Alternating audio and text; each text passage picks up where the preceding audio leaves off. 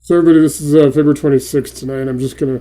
We're gonna go maybe 20 to 30 minutes. This is gonna be a short session. We went about an hour and a half last night, and then I just want to kind of like talk a little bit about surplus and overbid, and then kind of give you guys some housekeeping what we're doing next week, because next week's going to be kind of a fundamental change in how we do Zooms. It's going to be a lot of more interaction, and I will have my other laptop going. So on Wednesday I'll be using this one, and I'll be doing like more presentation, and then on Thursdays I'll be using the other one, which I've set up. I've set up to be exactly like you guys. So this way I'm not like in the developer mode. I'm not going to have like all the resources at my disposal. So I'm going to basically be like you guys, and we're going to basically do practical application.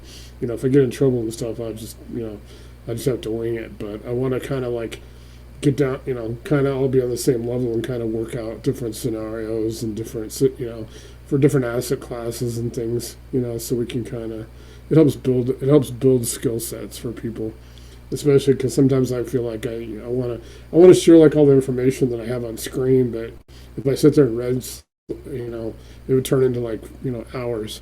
And I think a lot of people can just I can go over it, highlight everything, and that's kind of my style, and then give you guys the PDF. So if you're interested in that, you can use the PDFs. If somebody's not really interested in that subject, they just get a little bit of a help because everything kind of can go together. The most important thing I think for people to understand is how to work with the AHJs and the counties and the sheriffs and the public trustees and the probates and all that stuff, whether judicial or non-judicial, go on trustee route with NEDs and NODs versus going list pendants, things like that. Mostly the highlights, because we talk about a lot of different things, but a lot of it's still finding going and getting the lists, getting the properties, the opportunities as we call them. I'm trying to avoid calling them lists because I don't want to be like, we don't want to be like list sellers and the the prop techs and stuff. So I'm going to go over surplus and overbid, and like I said, tonight we're probably going to be done by 5:30. So what we're talking about tonight, like I said, is it's not really about chasing foreclosures. It's about understanding what happens after the auction. So what generally will happen is, like, say a lender, let's say somebody owes a lender $50,000 and somebody bids $60,000. Well, the lender doesn't get $60,000. They're getting paid back what they're owed. Obviously, that money then go to like junior lien holders, and what's left can actually go back to if they're got foreclosed on, they get money. But the problem is that mortgage companies are not entitled to, they're not required to tell people, so they usually don't. So it's usually up to people usually got to find out their process. If people have gone through with a lawyer, it probably worked out better for them in their foreclosure anyway, but they would be told that they're surplus and overbid. If it was a non-judicial state and they didn't have a lawyer, they probably don't know they could have $10,000 sitting out there, and it's held by the state, or it depends on what agency is authorized. In Colorado, I do talk about Colorado a lot, so you want to research your state if you're interested in doing this.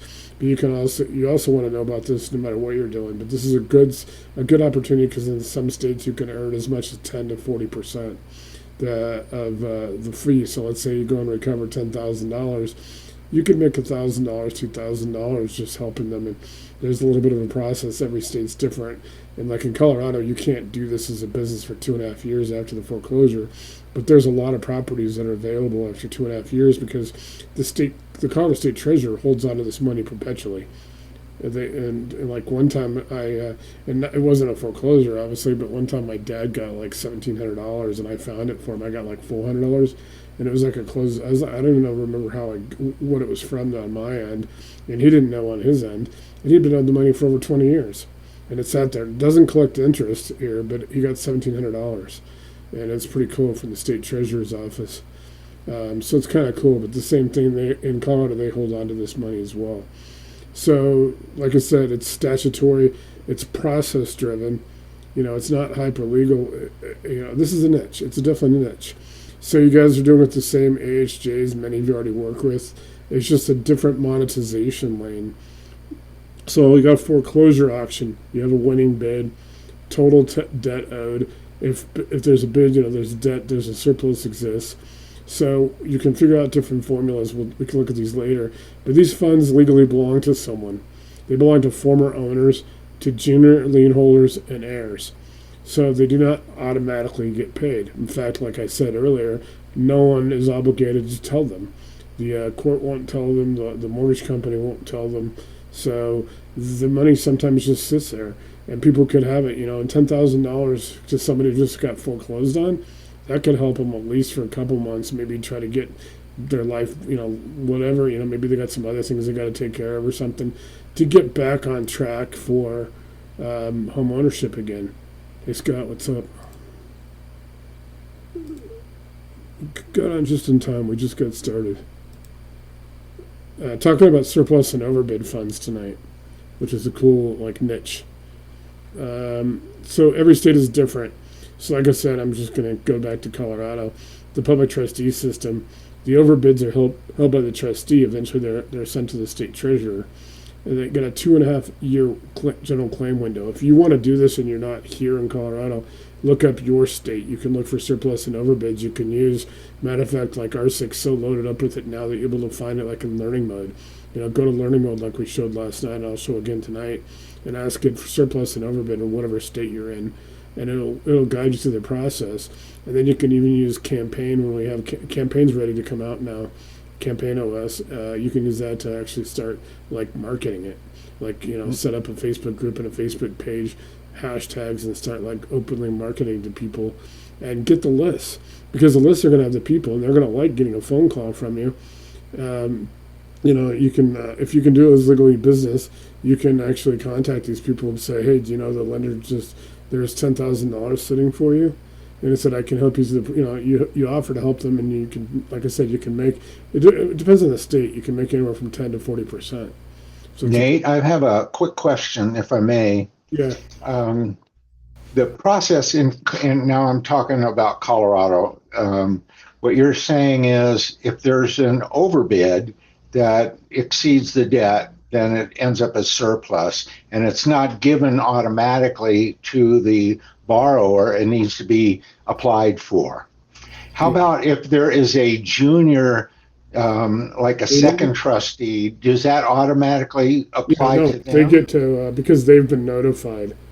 Yeah, they have been notified by the process that that it's being foreclosed on, because they have an interest in it. And well, wouldn't the owner of the property be notified as well? They're not obligated to tell them. I mean, they could tell them, but they're not obligated. Put it that way. Okay. So if they're getting told, but it's in your experience, it's automatically spreads to a second or a junior liener on the property, and then if there is surplus beyond that, then that goes to the borrower, and it's in an account held by the state, and you have to apply for a little, and then it's held by after that period. If it hasn't been claimed, then the state treasurer takes it and puts it in there, it's like a people owed money kind of thing.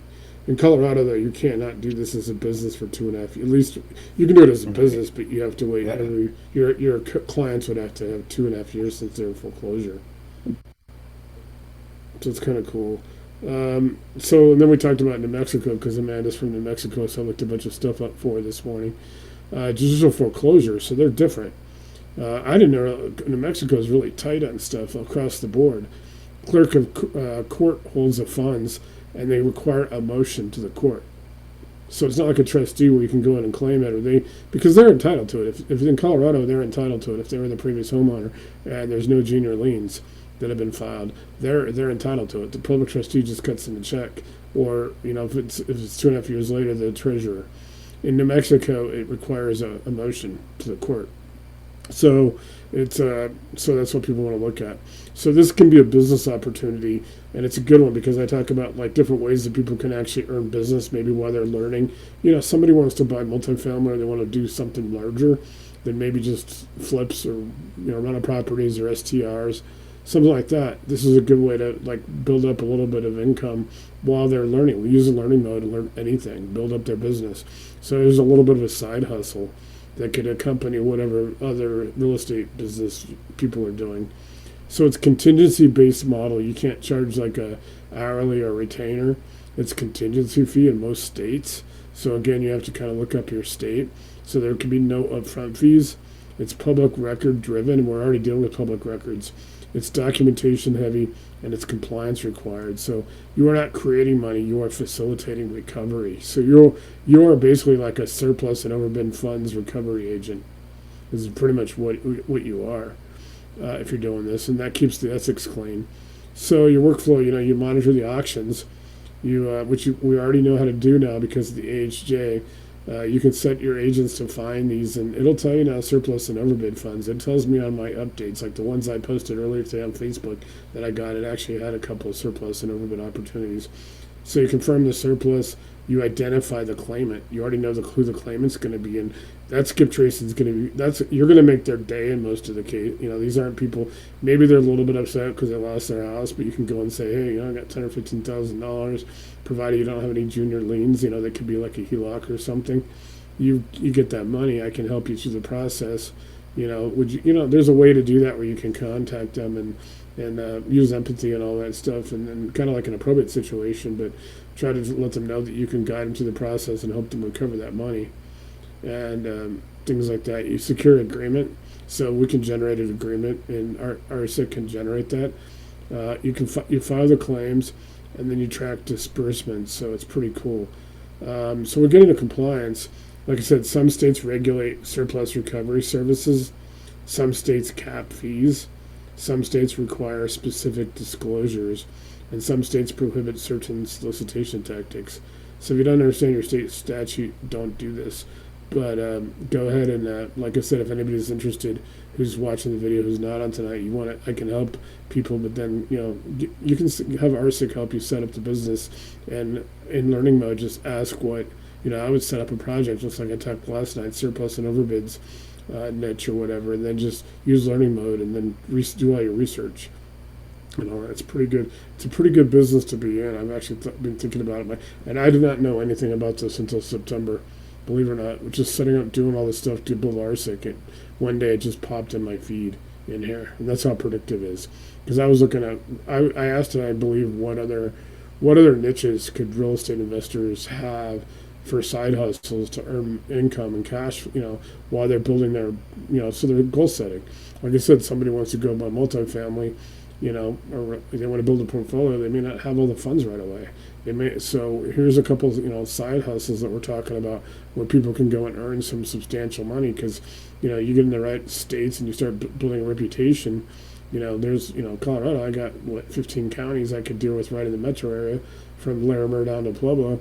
I can literally probably, a couple hundred clients probably easily, and I don't think anybody's here doing it because I would have heard about it already. Like I said, this is something that was entirely new to me in September. So why does this matter to investors? So it depends on your understanding of the foreclosure ecosystem. It builds relationships with courts and trustees because you can actually, you can talk to the clerks, not the judges, but their clerks, and you can talk to the different trustees and stuff. And it's a service lane separate from acquisition, so you are actually helping people rather than just being somebody who's going after their foreclosure. It monetizes knowledge of the AHJ framework because you're looking for a lot more information that helps in the skip tracing process, and then opportunity is usually buried inside process. So kind of we'll get a little bit into it. I want to set this up. They'd asked me earlier. This is a housekeeping thing that comes up when I'm trying to build these education funnel or operator funnel. So I started building a lot of resources. So I'm going to go down a little bit. So like I said, tonight is you're going to have to deal with process navigation, priority, deadline management. It's all documentation. And if you can't read a statute or foreclosure file, it's really not a lane for somebody who can't read one. And so it's the same thing, reading the NEDs, reading the NODs, reading list pendants, because at this point, if you're not going to doing anything for the property, the list pendants are good in judicial states, then you're going to have to go through a court, and there's going to be motions. Can you do the motions yourself? Yes. Or you may want to partner with a lawyer to do the filing, especially because lawyers who are bar admitted have those little links they can electronically file with the courts. Whereas you have to drive down to the courthouse, go through the metal detectors and all that stuff, because it's a pretty good process. I went down and learned why you do it at Denver, and it's like having to go through the city and county of Denver through the courthouse is not very fun. So it's auction, like I said, it's court and trustee communication. You got to understand basic lien priority. How to set up your case files, because you're gonna have to manage some of these. These don't happen right away. They could happen. It could take a month, 2 months, 3 months. Claim packaging. So it's administrative intelligence. It's not marketing. It's not speculation, and it's not wholesaling. So most people want deals. Operators understand process. So like I said, this is not passive. This is not automatic, and it's not guaranteed. But it's predictable when you understand the statute. So everybody wants to look at your state, look what the requirements are for doing this, look at the statutes, look where the money trail. Does it go to a trustee and then the state, or does it go to stay with the county clerk? What happens? Do you need a motion? In judicial states, in every judicial state, you need to file a motion, or your client would on their behalf. So you want to understand the foreclosure type, trustee or judicial, locate where the funds are held, confirm statutory claim window, and determine whether your state regulates surplus recovery services. And it's a pretty cool thing. So surplus and overbid opportunities are not hidden. They're procedural. They're in there. You guys can see them. You can ask for them. People are legally entitled to them. Every state's different. So it's a pretty good thing. And I'm actually going to go real quick. Can you off-ramp link me to AHJ's in Colorado and surplus overbid? And like I said, just put in your state, and you guys realize I'm putting in a lot of these questions and stuff like that. They're not even some of the formal prompts. Here you go, it's Jefferson County. You guys have seen that one before a few times. So there's Arapahoe. There's your favorite county there, Curtis. Arapahoe County. Pretty cool. Let's see. It's actually where the Broncos training facility is. They just built a new one. So then here's the Colorado statutory reference. Title 38, Article 38, Colorado Revised Statutes. So I can actually, we can look up what that exact statute. And so you want to look at your state, obviously. So here you guys go, Colorado Revised Statutes, and you got to go through a little bit of a process to get that. But this is, in some states it comes right up. In some states you can put in that what you just saw, Title 38 and Rule 38. So you can go and call, here I can go in CRS online to get them if I need to. So that's a pretty good, So I'll actually go through tomorrow, because I have a friend that can get me in there. It's called this is the legislature, and my brother's in the legislature, so I can probably get access tomorrow. I have to let him know, and I can pull up the actual law. Let me go ahead and pull up. Let me go back to this. Let me move my bar back. I still think that's funny that I did 500 zooms and never knew I could move this bar until I just accidentally moved it one day. So if you want to go to, Arapahoe County, there's their main public trustee, their foreclosure, and you got their clerk and recorder and their district court. So Arapahoe follows the same Colorado statutory framework. Overbids are held by the public trustee, distributed pursuant to priority rules. Always confirm whether funds are still held or whether junior lien holders have made claims. It's the same thing as Jefferson County, obviously. So, but they may be different as far as the setup goes, these two counties. So let me go ahead and bring up the public trustee website. Let's see. Sometimes I get a 404 on these.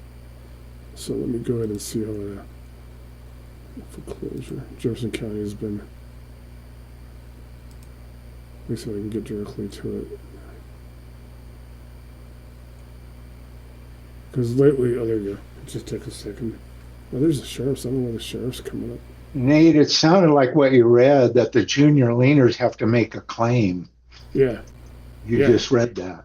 So it's not an automatic payment to them just because they're junior leaners. And so that, in my mind, opens up layers of opportunity where you can represent more than one. You can help a junior leaner make a claim as well as the homeowner. Yeah, I'm going to go ahead and just go through this way. Sometimes the liens, let me go to the clerk and recorder. just remember you can, if for some reason it doesn't come up any kind of issue, you can just, obviously search in larger counties. It's the smaller ones that are kind of different. Let's see, public notices. Give me 1 second, just so I can kind of, I'm going to look at preliminary recording. Property, surface and property alert. So you got these, all these, the Colorado now requires by state law that, people are allowed to actually, they're trying to prevent like title theft and all that stuff. So let me try to see if I can, if they've got a search tab. There you go. To move the little box where the window is. Surplus and overbid.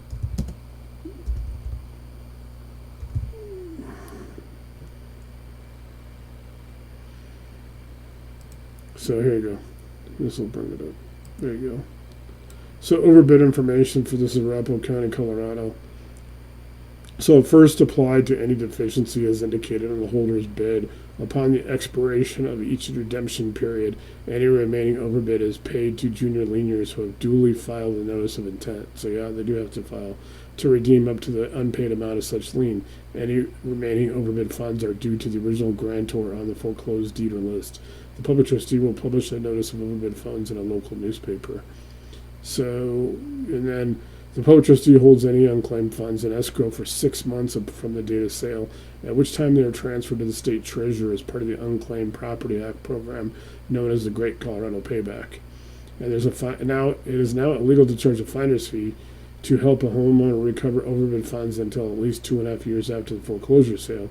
After the 2.5 year period, Colorado law now limits the premium, sometimes known as finder's fee, that a person may charge for offering assistance in recovering overbid funds. The finder's fee is capped at 20% of the amount recovered between 2.5 to 3 years after the sale, and at 30% for amounts that have been in the custody of the state treasurer for 3 years or more. So it says here that is assigned by the person who to whom amounts are due, contains a description of the property and the date of the foreclosure sale, discloses that the public trustee is obligated to disperse the funds whether or not a finder is used. So in Colorado, like I said, you got to wait 2.5 years, and then here's the actual. This is actually the actual bill, what it looks like in the state of Colorado, legislative bill. I'll make a copy of that. I'll post it later in the group, in the Facebook group, so people can kind of see how the law is written about that. So yeah, I mean, you can make 20% is pretty good, 30% is good if it's been over 3 years. So there's a lot of those. You can go a lot of the counties are going to change. So that's where you'd want to just go and go into the system and actually make a download stuff, and then have RCIC can actually kind of interpret it for you. You can have it, pull out, the bullet points. So you got Arapahoe and Jefferson, they're obviously in the state. I mean, let's see. Let me see. Can you off-ramp me to, let's see where you're at. Curse and for surplus and overbid.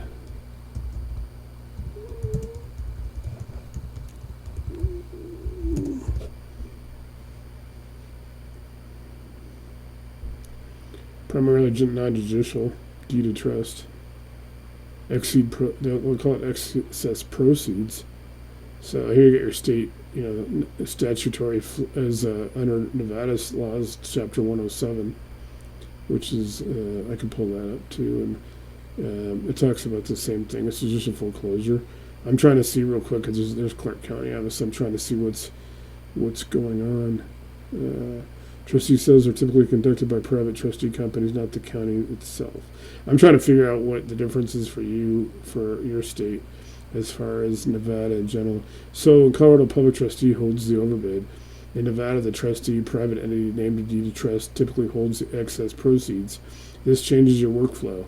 In Nevada, you want to, obviously a lot of this stuff is still monitoring and tracking the notices, confirming sale outcomes and all that. Contact trustee for payoff amount and surplus confirmation. Determine priority claimants, which would be junior lien holders. File statutory distribution. I'm trying to see if there's a time frame or any restrictions. Do not assume the former owner gets paid first. Nevada can be more fragmented than Colorado because there's no centralized public trustee system. So I'm just trying to see if there's a trying to see determine if there is a time restriction as in Colorado, which is 2.5 years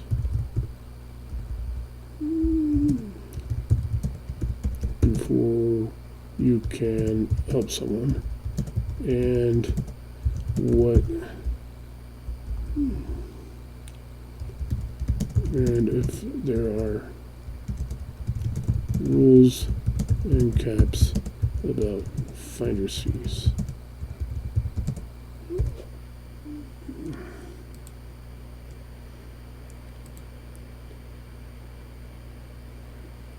Hey Tanya, what's up? How are you? So I'm just going to finish this section real quick, and then I just want to do kind of a round robin. I know Tanya Search has been here in a few weeks, and I know Scott. So catch up with them, and then we'll kind of, like I said tonight, we're not going to go too much longer. So no time restrictions. So in your state, like I said, everyone will almost look up their own state. Nevada foreclosure sales are governed by Nevada Revised Statutes 107. After a trustee's sale, the trustee applies sales proceeds to the debt and costs. Any excess proceeds are held by the trustee. Distribution must follow statutory priority. Junior lien holders typically have priority over the former owner. If there are no competing priority claims, the former owner may claim. This is not a clean, simple 2.5 year claim window like Colorado's public trustee framework. If excess proceeds are not distributed, they may be ultimately deposited with the county treasurer or state as unclaimed property, depending on circumstances and time passage.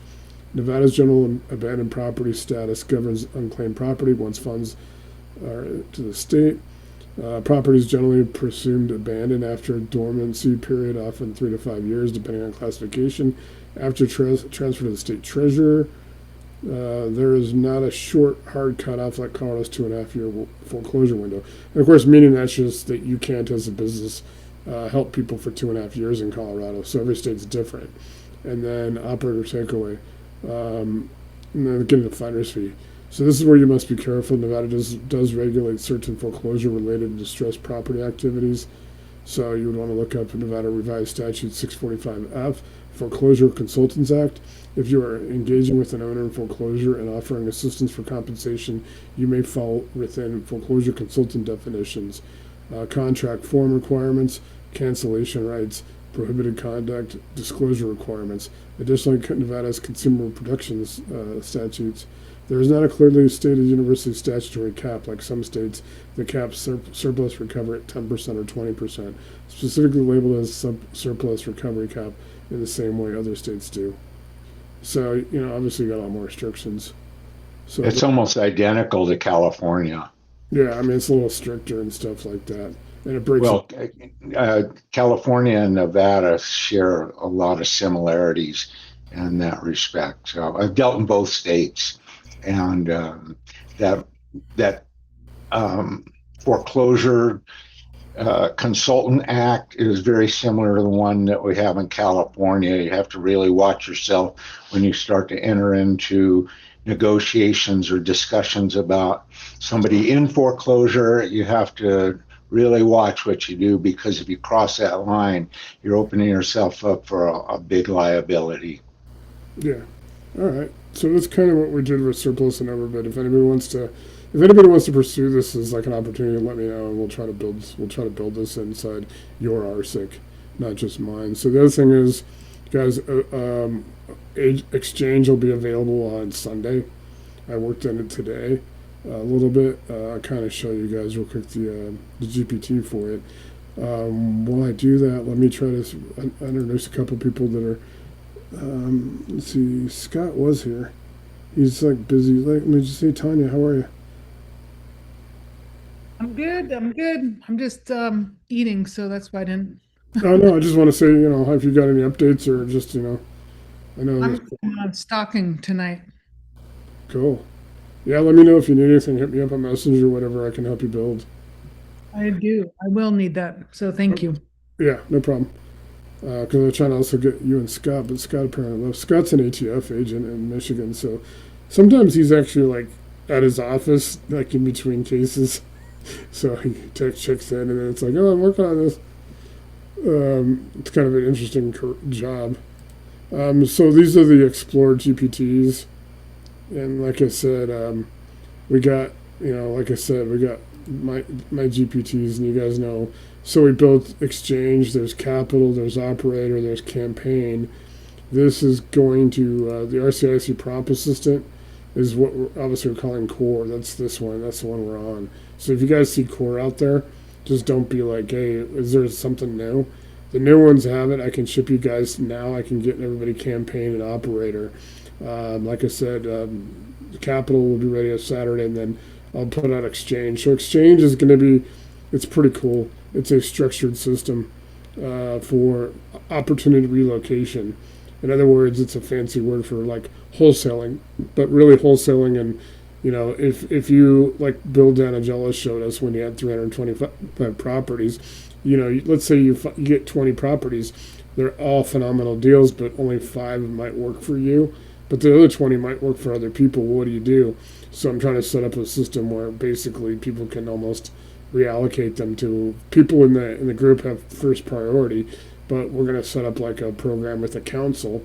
We'll probably put a few of the operators who want to be on it, who are working in that space, especially some as far as being able to allow people from outside of the group to basically get some really cool properties. The properties have to go through a first pass of the tools. They have to be good. They obviously have to have an assignment contract with the homeowner, the seller, and all that stuff. So that's what we're putting together with Exchange, and there'll be some training on it. Like I said, I'll get it out to you real quick. Cool. Hey Scott, what's up? I just saw you come back. Hey, what's new? What's going on? Hey, what's going on? Yeah, I was unmuted earlier. I was getting my spine adjusted. Oh, so yeah, cool. What's going on with you? Not much. Staying out of trouble. I know it's like hard though when your job, isn't it? At times. Yeah. Hey, we got a bunch of people in Michigan. I'm sure because I put you in that Yeah, I saw that new chat group. Yeah, we got a couple Yeah. other people coming on. Michigan may have 10 or 12 people pretty soon, so trying to Okay, nice. get you guys all connected because there's some really solid people in there. So Okay, cool. yeah, let me know what you need help with. I know you're busy all the time with everything going on. Yeah, I need to get all this set up because I don't even know how to get to this Yeah, let me this page and stuff. let's set up a one-on-one when you got time. Okay. And we'll do it for like an hour. And everybody's done it. It's kind of it just depends what you're doing. And once you have the it's pretty cool. I mean, it's pretty, and then it works pretty cool pretty fast once you're in it. Really, you need to spend really about an hour and a half on your own, kind of just onboarding, following the steps, and then once you're in there, then we do one-on-one, tweak it, and then you're rocking and rolling. Okay. And I Cool. recommend everybody set up on projects. Chats are great for discussions with it, and having a discussion, exploring. But everybody sets up projects, and because people Okay. say like, you look at how the projects I got. When you put a project together, you can actually like here's the distress intelligence, which kind of this deals with finding foreclosures and all that stuff, and you can see how many. You can go pretty deep on this.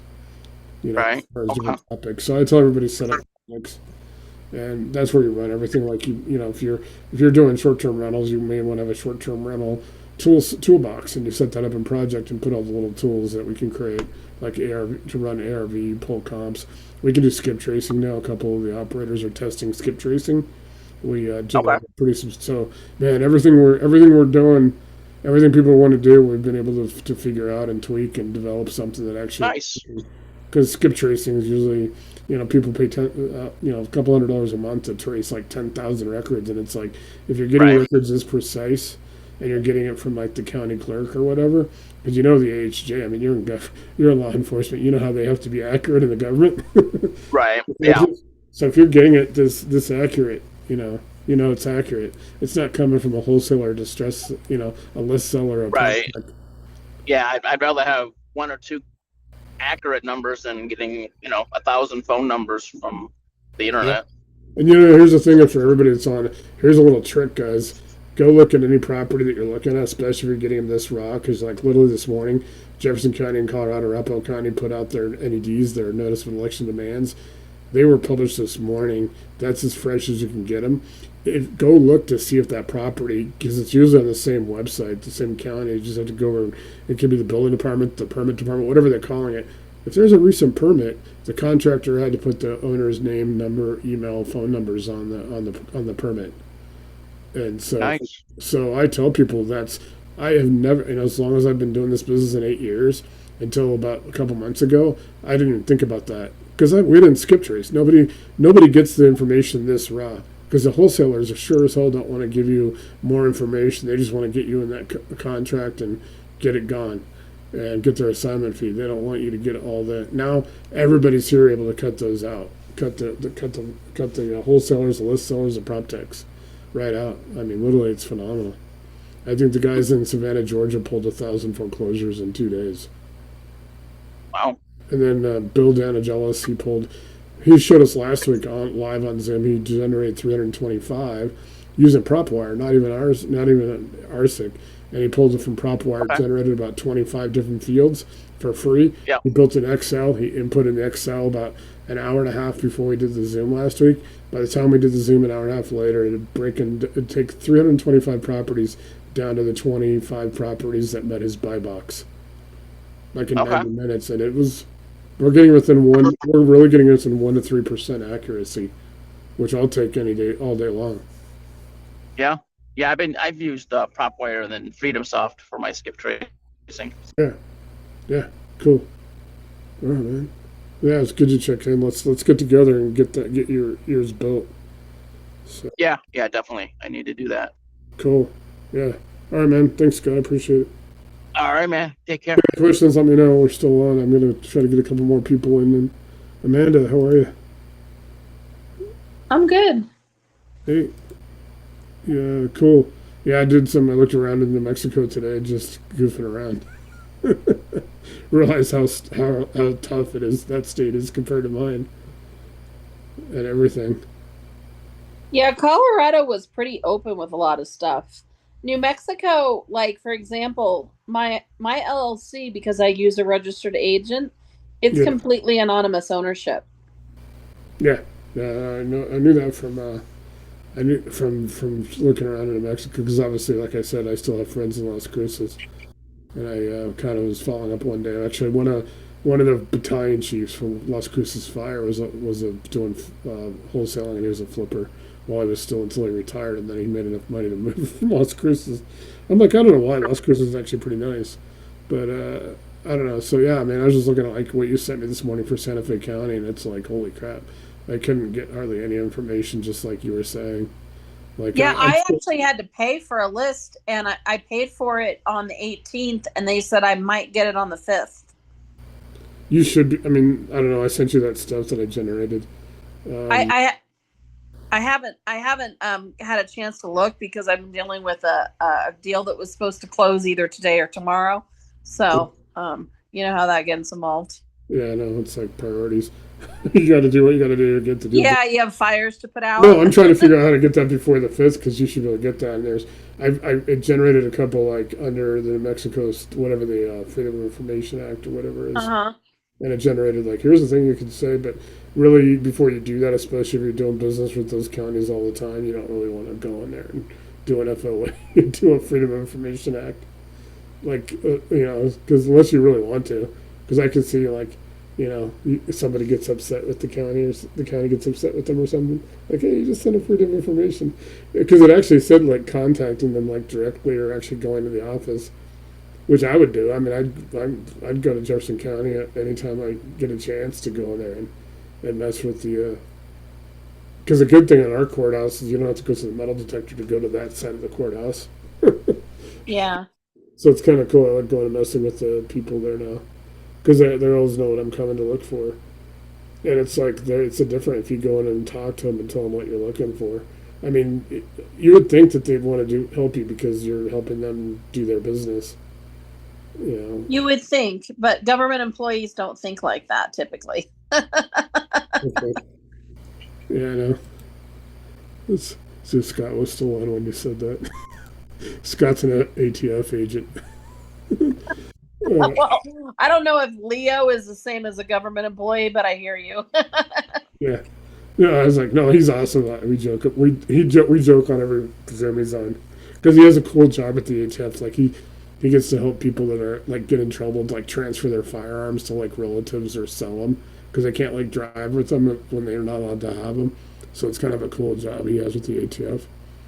So he's like, but he tells me all the stuff that ICE is doing because they're in the same building. Interesting. Yeah, because they're actually all the Fed law enforcement are usually in the same building. Huh. You know, the FBI, the ATF, DEA, all that. They usually have different offices. But no, like I said, it's I don't know. I looked this morning, and I don't give up. I mean, like I said, we'll try to tweak it because I mean I've been working on the skip tracing thing for a couple of weeks now, and I just figured it out with Michael and Eric in Georgia. We just kind of figured out the skip tracing prompt, and we have that. It's posted now in the both Facebook groups, and it actually seems to work. People just got to fill in the right, the states and all that. Fill in the information. It's kind of a fill in the blank. So, Yeah. yeah. So it's pretty cool. So I would tell everybody to like set up a project for the skip tracing prompt. People should be able to. It should help everyone. But like I said, there's a few tricks. Like I was just explaining. Like go look at permits. Because permits usually have, if they've had a recent permit, that homeowner that's in foreclosure, their phone number and email and their name and all that's on the permit. The contractors have to put them on there. So no one thinks about that. I told somebody that this morning who's like a wholesaler, and they're like, I didn't know that. And the guy like wholesales a ton. And I'm like, well, because wholesalers and prop tech companies don't want to give people that much information. So that's how they keep everything proprietary, or as they say. So Yeah. So yeah, this is going to be kind of a different format starting next Wednesday. I'm going to do like this computer with what I'm presenting for the week, and I want to get other people too if other people really want to present stuff because I like to have the idea of having like a guide, like people guiding other people through what they're doing, because sometimes people are doing things that I've never, nobody's, I think, is a true expert. I think everybody's still learning. Then Thursday night, I'm going to use my other laptop, the one that I was going back and forth with on Saturday, and I'm going to set it up, and I'm just going to have the same ability as all of you, and we're going to do work sessions on Thursdays, so people can actually. That way, I'm not like, that way I'm not tempted to start like, here, let's do this. And no, I want to have the same capability because I got to understand what everybody's in the group is saying and what they're able to do. So I can so I can always tweak. That way I can tweak without having to, like get a text at like 9 in the morning. Hey, this isn't working. It was like this morning when you texted me, and I was like, I didn't know. I thought about that. I said, I just really wanted to call it Core, seemed like a cool name, like RCIC Core or whatever, and I just forgot that everybody knows that it's Prompt Assistant. Yeah, I mean, and that's why I just mentioned it to you because I thought it might be confusing to others too. So, well, somebody did like one time thought they were, I don't know, because what happened too is it went off of. There was a couple weeks where it actually ended up in like the public on the GPT store, which I didn't intend to do. I didn't want, and somebody told me, "Oh, it's not there anymore." And I'm like, "Well, it shouldn't have been there in the first place." And that's when they decided because they don't let us be like publicly like I can't. It's not going to be in the GPT store. Nobody can anything that's financial or like this kind of stuff. They have to go through a vetting process with them before they let you be in the GPT store with it. But the GPT store, you can't. I mean, literally, I have thousands of people. Then I become relevant tech support when people are getting it for free because they don't monetize it yet. I asked OpenAI, and they said they're working on something to monetize the GPT store. Because like every AI could be in there. If it was monetized, I would do that. I'd put it in there, just go $1 a month or whatever, like an app. Because that was the idea behind the Everyday AI one. Is like get it to as many people as because if I go get 50,000 people subscribing at $1 a month, I'm just happy. If I don't have to do that much, but with it, because that one's really I don't have to do a whole lot of maintenance on. It's just trying to get getting the trademark, because I want to have it trademarked. So I got a working title like Hollywood does with movies before they want people to know what the name is. So it's kind of cool. You got any questions tonight or anything? We can do a one-on-one if you want to as well.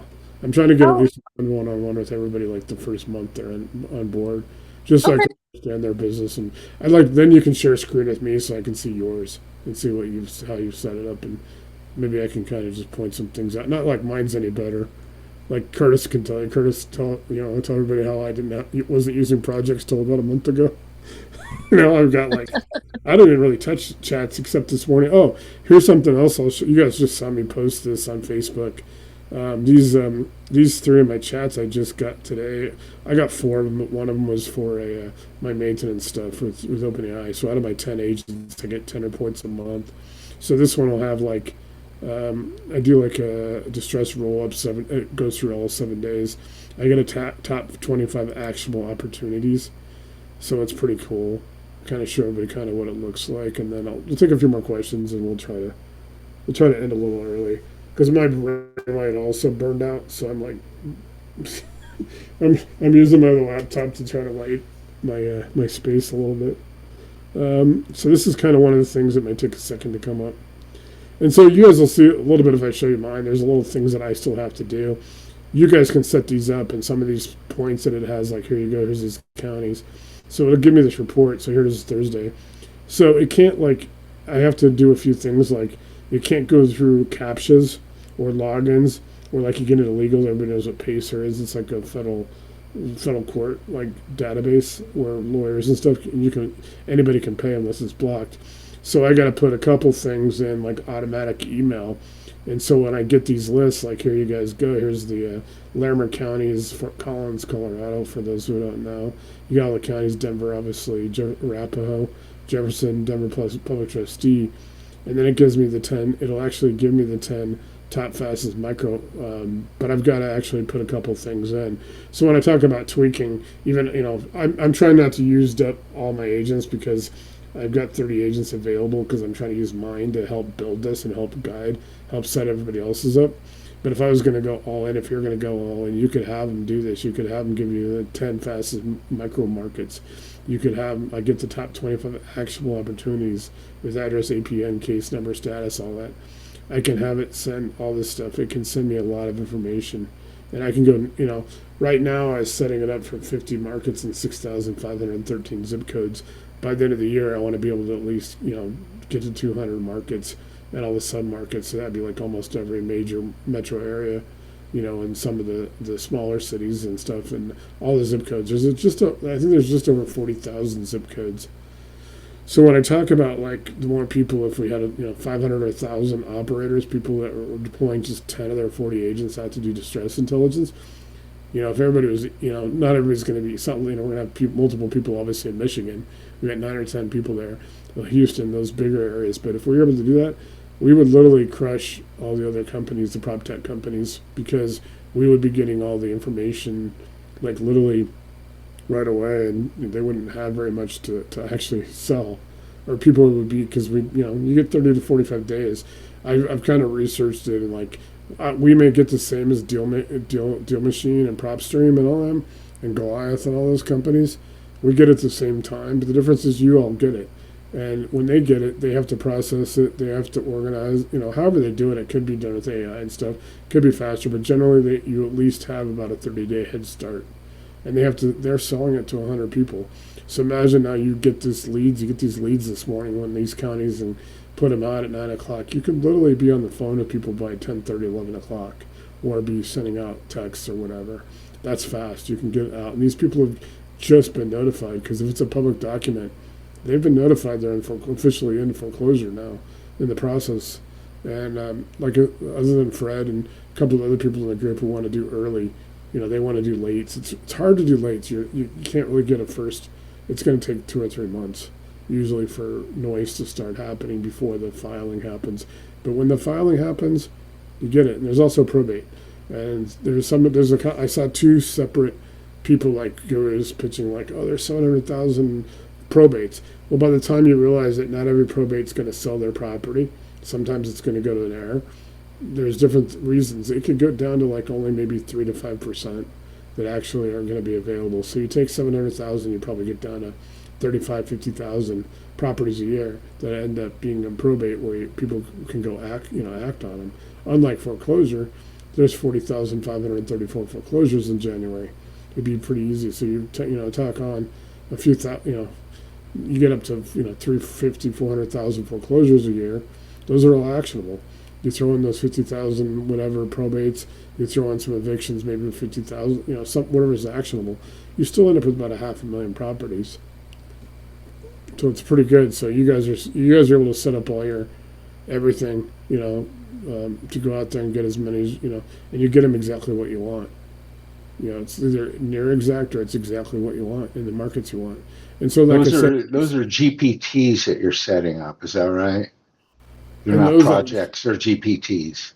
No, GPT is like a whole. It's projects. Okay. Yeah, you always want to now. You want to start using projects. So, like in your case, Curtis, you probably want to do like, in your IRS, what you were talking about last night. You can set up something like that, and you can use it for this. You could actually train it to do exactly what you're looking for, and then have 2 or 3 so they don't get confused. Like, you have a IRS lanes, but if you're doing, if you're looking for foreclosures, if you're looking for wholesaling, set up another project for that. That way they don't get confused, and you can go. I was playing around with PropWire this week, and the using an Excel spreadsheet, and then going cross connecting to the counties that also could do .csv, comma delimited spreadsheets, and then match them in a project for matching purposes that would eventually meet my criteria for a qualified property. And it's so I'm playing with it, but it's still pretty rough around the edges. But the idea is there, and I think that what's that app that you can use for it's like a spreadsheet, and then there's Zapier too. So there's another one called Make. Combining some of these apps within the project, doing that work, and then automating it is something that I'm working on.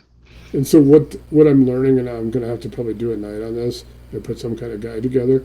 So when you use the apps that are in like the GPT, like I showed the app store, the apps here, and the apps button, if you use all the ones that are in GPT, you can actually ask it to like put them together. They can string them together with the agents. So you do have to use some agents, but you can have like your distress intelligence, your foreclosures handed off to an app. You can use Zapier. There's a new one called Make, and I'm researching Make. It's another one like Zapier, but you want to use Airtable. Dropbox is really for Airtable was the one I was trying to think of. Yeah. And you can ask it to show you how to make it. Airtable is free, so you get the Airtable, and it shows you how to set it up. I don't think anybody, unless people are really doing a lot of big deals and a lot of deals, or capital connecting or private money brokering, is ever going to need the paid version of Airtable. I have the paid version of Dropbox only because I have all this to run. I have probably 3,000 files. It actually helps you set up everything. It gives you the nomenclature, helps you structure it. You can do that. It's in the system. There's also Go High Level. People have asked about that. And I know what it is. It's like it's pretty cool from what I've seen. But there's some other ones out there. And obviously, I'm like looking at. I think Dakota is going to be. He's on an open. Dakota's actually on an open class seminar tonight. I sent him the link to get onto it, which is good for him because that would help him a lot. Like I said, I'm trying to get into OpenClaw a little bit, but I want to see what OpenAI is going to be able to do with it with the GPTs. So here's RCIC Exchange OS. So I did finally build this one today. This will be ready to ship, meaning you guys can access it on Sunday. I just got the links. So this is a structured ecosystem for opportunity reallocation. So the buttons, the first 4 are build or update my exchange buy box. So now if you're looking to, if you get 25 properties that are awesome properties, you put them through the system, have them structure, where they're at the markets. We're going to develop a system where not only can they be reallocated to people that are operators, your fellow people, the people you meet on the Zooms, but we'll actually I'm trying to figure out a marketplace where outsiders almost could get them from you. They got to be under contract. You can monetize it. It goes to the title companies, just like.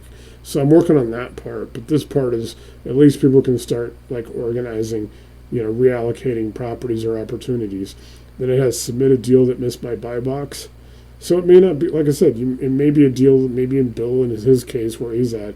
Maybe it's in San Jose or somewhere. He just picks up a couple just outside of his area.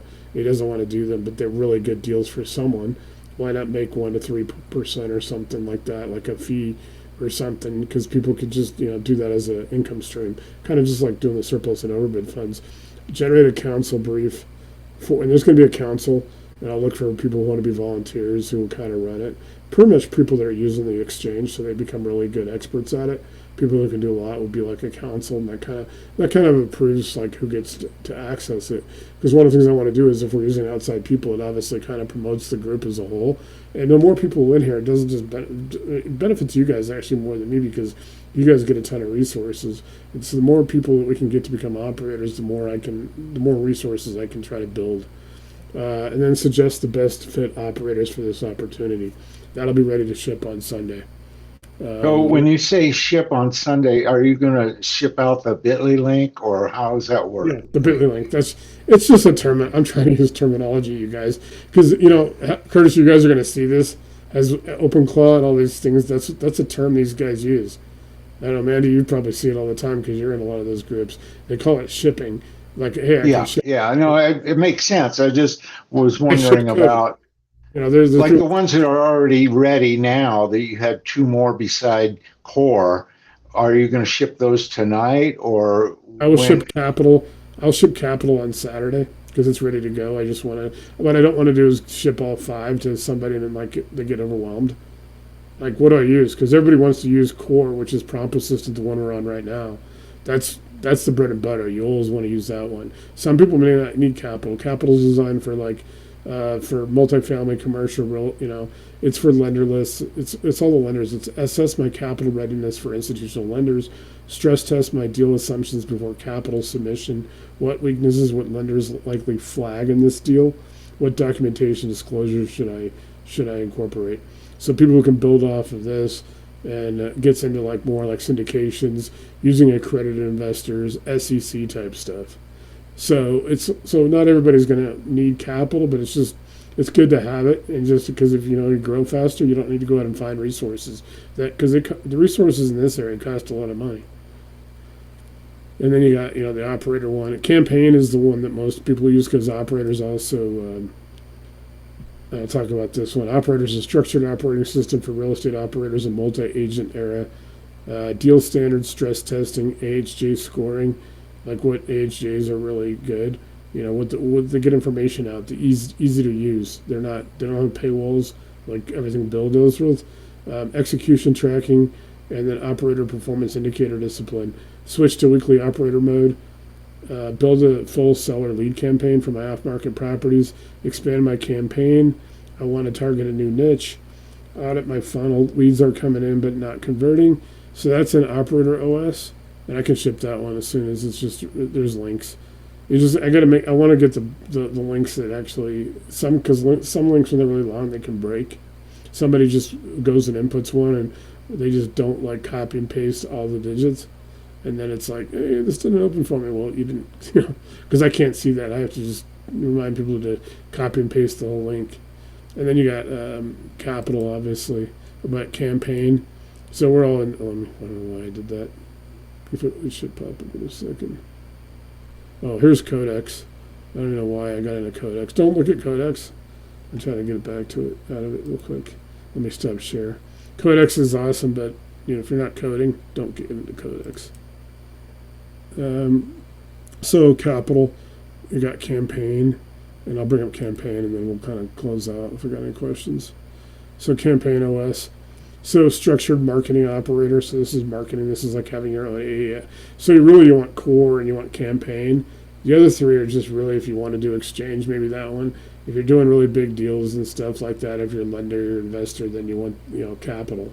So really core, campaign, and probably exchange are probably the 3 that most people are going to have. And then this is a structured marketing operator for real estate investors and agents. Build full campaigns, rotate angles, meaning an angle is different ways to look at marketing. It could be, that's how when they do pitches, the advertising agency pitches to the clients different angles of a campaign. diagnose bottlenecks weekly and run disciplined testing, designed to replace random ads and vague optimization with repeatable, systemized deal flow. Switch to weekly operator mode. Here's build a full seller lead campaign. Expand my campaign. Audit my funnel. Leads are coming in but not converting. So you got campaign and all that stuff. So campaign I can do. If you guys want campaign, I can get it to you tomorrow. I just want to do one more test for campaign and I want to do one more. And operator, I want to do one more test on the links, just making sure that they open for you. So basically, I'm What is that? That's a switch to weekly operator mode. What does that do? Right here, I'll kind of go through it and pull it up a little bit so I can be accurate. So pace your metrics. What's the spend? Okay. Leads, appointment set, diagnose the structural failure, identify the bottleneck, the attention, what's the offer, qualifications, what's the close, funnels. It's like building funnels for anybody that knows, and then then you build off this. So like I said, everything starts with the basic format.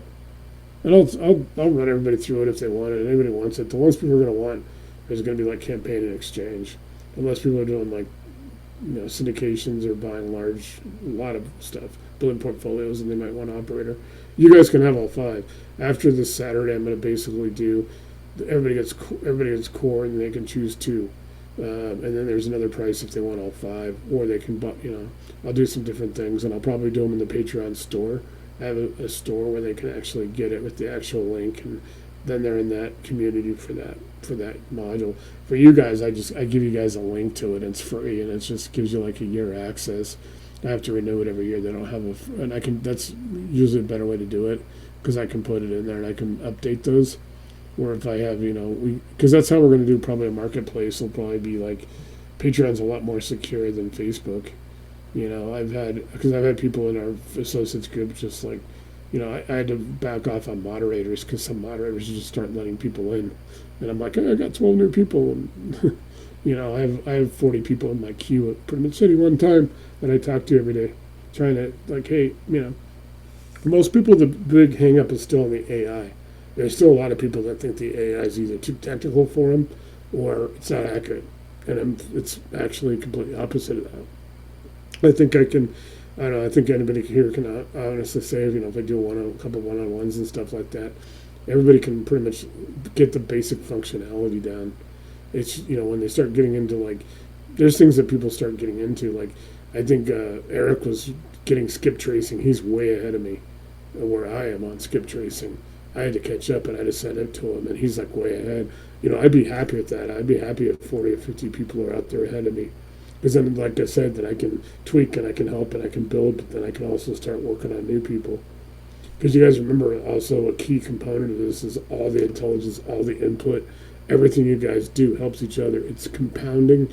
It's like compounding interest. It's compounding predictive intelligence. It's building up prediction. And you have to train it, and then it becomes predictive, then it thinks like you, then it thinks faster than you. You got all your information in there, you built your projects. It's awesome. Guys, I'm probably going to lose my light because my ring light blew out after 4 years. My $5. Nate, before we wrap up tonight, going back to the original subject matter of the surplus bid and overbidding, Ari had typed a message that was quite interesting question back there, and I don't think that you saw it. And I just wonder if he's in earshot, if he could ask the question again. Oh, what if seller doesn't want to share their overage balance? Oh, you're going to know what the overage balance is. It's public. It's public knowledge. Well, no, I think he meant they don't want to give you any money for it. How do you secure your position? It's still convincing them to let you help them. If you develop a system where you can present them, with empathy, you're not going, they've already been foreclosed on. You're not the bad guy. Somehow you've got to convey that. That could be where we use the influencers, like going to look at Chris Voss or somebody's empathy and how to communicate with them. Like, hey, this person, you're trying to be a good guy. You're trying to emphasize, hey, I can help you streamline this. In the end, it's still up to them. So I think it's people who are going to excel at this are going to be people that do have empathy, that aren't going in there to like hey, you just got foreclosed on, I'm going to make money off of you. You know, you tell people, you know, maybe you could charge 30%, but you charge 20 or 15 or whatever, and you try to tell people, hey, you know, this is a great opportunity. I can help you streamline this and get this. You know, there's like you tell them it's a contingency. You know, you write a contingency contract, you don't get I paid. just hope they pay. Yeah, so you're Yeah. not getting, they're not having to pay you if it doesn't work out. You don't get paid a penny. That's how I did it as a Right. private money broker. 262 deals. I got paid by the title company at closing on all those deals. I didn't get Yeah. a single penny from the customer. I always told people that. It's, you know, I have a contract with them. I have it in the Facebook group. I can show you guys. But that's how that works. I mean, there's no guarantee that people are going to go with you, but if you get good at it, you'll show Because it. even if you did have a Good service. contract with somebody in that position, they're down to their bare bones probably, and it's just not worth it. I don't think to try to get into a contract dispute. You haven't Yeah. paid me, specific performance, all that stuff. It's just Like I you said, have it's a business opportunity and it's a niche, and not yeah everyone's going to be good at it. And I just throw it out there because people are now starting to promote it, and I feel better about people like everybody in the group that I know doing this than these gurus out there getting people charging them $5,000 to learn how to do this, and then you got people that just look at it as an opportunity to go get more money rather than having to build relationships because there's another way to do it. What happens if you're able to you help these people get back on their feet? Then, like Amanda was talking about last night, but we also got Eric Reisner, the other Eric in the group, and Eric's been in a couple of years. He has a program for helping people get to home ownership again after they've been foreclosed on or whatever. And so, if you're of service and you help them recover, maybe they were owed 20 grand and you help them get 16,000 of that, and you get paid like 4 grand. Well, you can tell them that 16 grand will help them move, recover, relocate, but stay in touch with them and help them develop a relationship. Because if you're flipping houses or whatever yourself, who knows? They could be a client in another year when their credit's repaired and they can get a loan. Well, there's one other aspect, and I'll just be very brief, and that Yeah, is to take the position of a junior leaner. That because a lot yeah, of times they think they're extinguished by operation of law and being junior to a foreclosed instrument. And if you know that there's surplus proceeds and they don't, you can negotiate an assignment of that is that an old, yeah, position and yeah, step into their position and scoop up the surplus. yeah, exactly. And that's secure because now you're statutorily in line for that surplus. Well, that's another way to look at it. I didn't think about that at all, so I appreciate you bringing that up. Because I was thinking, yeah, that's another good way to do it is go in and help the junior leaner get it. But they, like you said, they may not even be aware. It could be a contractor. It could be Yeah, somebody. I've done that. I've done that so many times in my career that Yeah, it's very interesting to negotiate. Usually, you're negotiating with an attorney who represents that position, but they're reasonable. They're most of the attorneys. A few of them are pretty hardcore, but most of them are reasonable, especially if they know that their client is going to be extinguished by operation of law. Then they're usually open to negotiating, and it's pretty easy picking sometimes. yeah, it's pretty awesome. There's my YouTube stuff. I'll process this in the morning. I have to go get a new ring light tomorrow, so I'll stop by Walmart. I hope I get one that lasts like another 4 years for like $5. I got it on clearance, so that thing lasted 4 years, but the wire got like fried. I don't know because I just plug it, unplug it, move it around. So yeah, it's cool. All right, so I got that set up to run that. Cool. I will see. Everybody have a good evening. Yeah, let me know if you need anything, one-on-ones or anything. That goes for anybody. Cool. Okay.